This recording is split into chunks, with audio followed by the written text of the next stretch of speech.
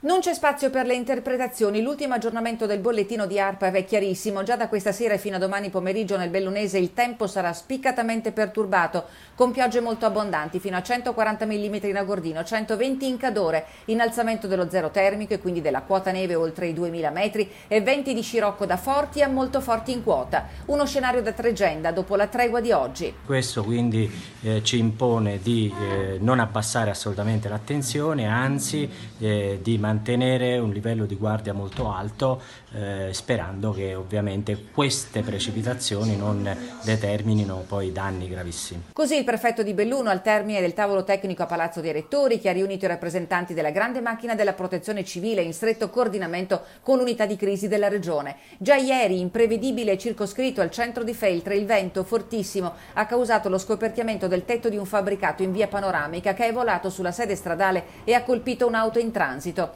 Il primo bilancio della giornata da allerta rossa nel Bellunese racconta di danni fortunatamente contenuti. I problemi più importanti ieri sera da Auronzo lungo la strada tra Palù San Marco e Misurina, bloccata da alberi che hanno interrotto la carreggiata stracolma di neve. Per tutta la notte hanno lavorato vigili del fuoco, soccorso alpino e protezione civile. Misurina è rimasta isolata fino a questa mattina. È passata tranquilla la nottata in Alpago, dove è alta l'attenzione per la frana di Schiucaz, mentre preoccupazione destano i circa 800 metri cubi di materiale di una nuova quanto prevedibile frana che si è messa in moto a Plois dal Pago. Lì il fronte di scavo dei contestati lavori di realizzazione della variante che collega l'abitato con Pieve dal Pago, sconsigliati dal professor Dal Paos che aveva suggerito di non tagliare il versante, ha creato dapprima frane superficiali e stanotte una fessura a 15 metri dalla strada. Alla luce dello scenario previsionale non c'è da stare allegri, tutt'altro. Raccomandazioni per la giornata di domani vengono rivolte anche a chi intende spostarsi. Chi viene qui in provincia o chi si sposta verso la parte nord della provincia, che poi è quella